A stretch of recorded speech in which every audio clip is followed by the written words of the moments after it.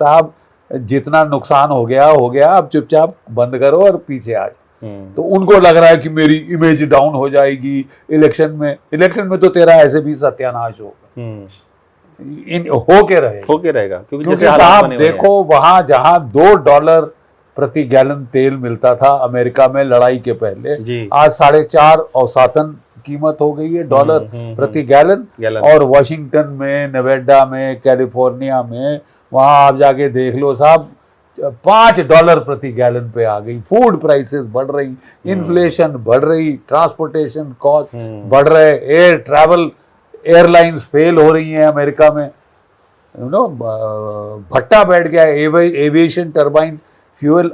अब जो है वो असली इम्पैक्ट आना शुरू हुआ है, क्योंकि अभी तक तो जो भी जहाज चले थे 20-25 दिन पहले, वो जहां जहां पहुंचने थे पहुंच गए। अब नए जहाज नहीं आ रहे साहब। असली बाइटिंग तो अब शुरू की है। जो चोट लगनी थी, जो ये कसना था, नकेल, वो तो अब हो रही है। और इम्पैक्ट भारत पे सबसे ज्यादा पड़ रहा था, देखा जाए बिल्कुल पड़ रहा है साहब। वही मैं बता रहा हूँ कि दुनिया को समझ नहीं आ रहा, क्योंकि हमारी इलेक्शन चल रही थी तो उसके चलते सरकार ने झेल लिया, प्राइसेस नहीं बढ़ाई।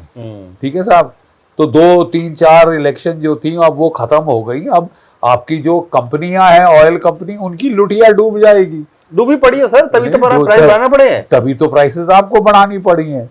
और वो यथार्थ पे आपको आना पड़ा। पूरी दुनिया पहले आ चुकी है। दुनिया ने तो पहले दिन से भाई, जहां तेल की कीमतें बढ़ी, उन्होंने पेट्रोल पंप पे कीमतें, भारत ने फिर भी संयम दिखाया सर। भारत ने संयम दिखाना पड़ा, क्या है, ये मजबूरी थी।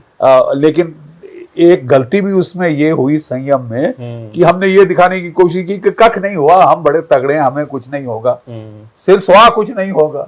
अंदरूनी खोखले हो गए, अंदरूनी आपकी हालत खस्ता कर दी है। इस ग्लोबल ऑयल क्राइसिस, इससे बड़ी ऑयल शॉक पहले हुई नहीं। तो यथार्थ की तरफ जागरूक होना बहुत जरूरी था। मुझे खुशी है कि प्रधानमंत्री जी ने 2 टूक शब्दों में दुनिया को बता दिया, भैया बेल्ट कसनी पड़ेगी, वर्क एट होम करना पड़ेगा, कारपूल करना पड़ेगा, शेयरिंग करनी पड़ेगी, गोल्ड मत खरीदो, विदेशों के ट्रिप लगाने बंद करो। विदेशों के ट्रिप लगाने बंद करो। और डॉलर को कहीं ना कहीं ना खर्च हो भारत का, उसको रोकने के लिए। देखिए, जो आपको तेल मिल रहा था रूस से $50-60 प्रति बैरल, वो बढ़ के रूस से ही खरीदना पड़ रहा है $138 प्रति बैरल ग्लोबल स्पॉट प्राइस। क्योंकि भैया हमने यहाँ पे एक तबका है, अमेरिका, डोनाल्ड ट्रंप महान है, एम्परर है, बेसरताज बादशाह है दुनिया का। सर, ऐसी क्या मजबूरी रही सर, आपको लगता है कि जो सरकार लगातार अमेरिका के प्रेशर में रही सर?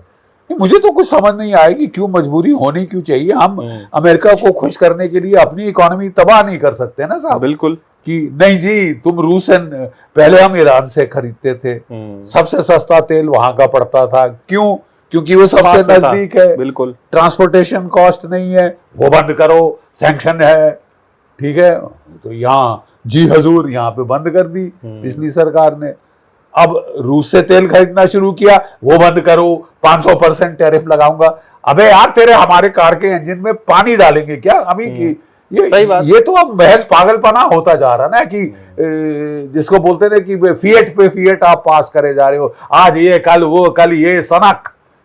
अब तुम्हारी सनक पे हम अपनी तबाही करें, अब दुनिया को भी जाके वापस बोलना पड़ेगा, भाईजान रहने दो, तुमने हमारा क्या कोई खास भला किया है, सिवाय सत्यानाश किया। आराम से दुनिया चल रही थी, उसका तुमने क्या कहते हैं, भरता बना दिया है इकोनॉमी का।